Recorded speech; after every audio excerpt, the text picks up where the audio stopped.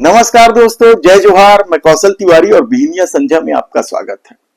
छत्तीसगढ़ में double engine की सरकार को बने लगभग 2 साल होने जा रहा है, लेकिन अभी तक भर्ती को लेकर यानी नौजवानों के भविष्य को लेकर कोई बड़ा निर्णय वह नहीं कर पाई है, कहा जाए तो गलत नहीं होगा। और आने वाले दिनों में जिस तरह की सरकार की रीति नीति है, उससे तो यही लगता है कि उसका इरादा भी बहुत ज्यादा भर्ती निकालने का नहीं है। और यही वजह है कि अब स्कूलों में, कॉलेजों में अतिथि शिक्षक भरे जा रहे हैं। रविशंकर विश्वविद्यालय ने तो बकायदा वैकेंसी भी निकाल दी, और जिसके चलते छत्तीसगढ़ में शिक्षा व्यवस्था बद से बदतर होते चले जा रही है।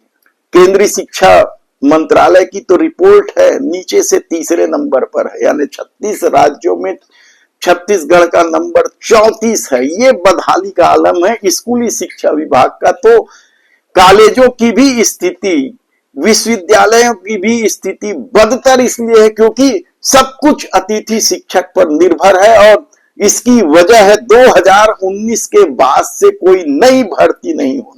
2019 यानी भूपेश बघेल की सरकार थी, तब 1384 सहायक प्राध्यापकों की भर्ती हुई थी। 1384।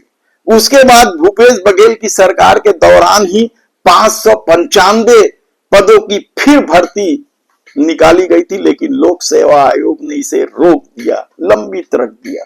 और इसके बाद सरकार बदली और तब से अब तक किसी भी कॉलेज में भर्ती प्रक्रिया शुरू नहीं हुई। उल्टा अतिथि शिक्षकों की वजह से कॉलेजों में पढ़ाई से लेकर शोध तक सब कार्य प्रभावित हो रहे हैं। यहां तक कि खेल अधिकारी, ग्रंथापाल जैसे पदों पर भी भर्ती करने को सरकार तैयार नहीं। और आने वाले दिनों में भर्ती कब होगी ये कहना बड़ा मुश्किल।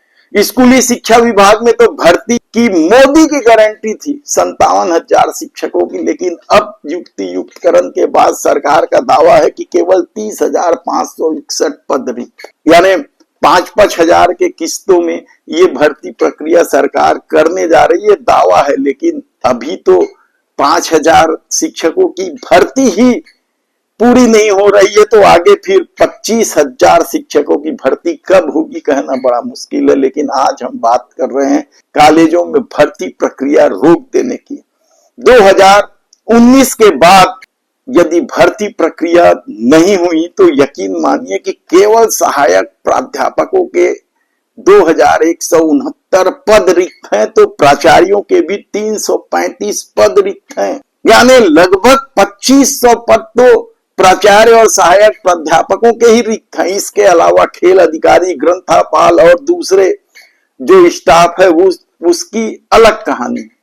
ऊपर से तुर्रा यह है कि इन विभागों में पदस्थ, चाहे स्कूली शिक्षा विभाग हो या उच्च शिक्षा विभाग हो या तकनीकी शिक्षा विभाग हो, वहां पदस्थ शिक्षकों को प्रतिनियुक्तियों में कोई मंत्री बंगले में है तो कोई शिक्षा अधिकारी के कार्यालय में है तो कोई मंत्रालय में अटैच कर दिया गया। यानी लगातार स्थिति बिगाड़ने की कोशिश भी सरकार की तरफ से हो रही है, कहा जाए तो गलत नहीं होगा। ऐसे क्या कॉलेज अब केवल अतिथि शिक्षकों के भरोसे ही रह जाएगा, ये बड़ा सवाल। रविशंकर शुक्ल विश्वविद्यालय ने तो बकायदा विज्ञापन भी निकाल दिया है, करीब करीब 1.5 दर्जन पदों पर उनकी नियुक्ति है। और जो पैसे दिए जाते हैं, शायद सरकार पैसा भी बचाना चाहती है। अतिथि शिक्षकों को एक पीरियड का 400 रुपए दिया जाता है और 3-4 पीरियड लेते हैं तो बमुश्किल से 50,000 महीने का उनका बनता है। इसी तरीके से संविदा या दूसरे माध्यम से ग्रंथपाल या खेल अधिकारियों की जो नियुक्ति की जाती है उसे सिर्फ 40,000 रुपए महीना देना पड़ता है। यानी सरकार पैसा बचाने के लिए क्या नियमित भर्ती नहीं करेगी, भले ही शिक्षा व्यवस्था बर्बाद हो जाए, ये बड़ा सवाल है। और इस मामले को लेकर हैरानी तो इस बात की है कि कोई राजनीतिक दल इस मामले को लेकर बड़ा आंदोलन करने को तैयार नहीं है। युवा वर्ग छुटपुट तरीके से अपने अपने तरीके से आंदोलन जरूर कर रहे हैं।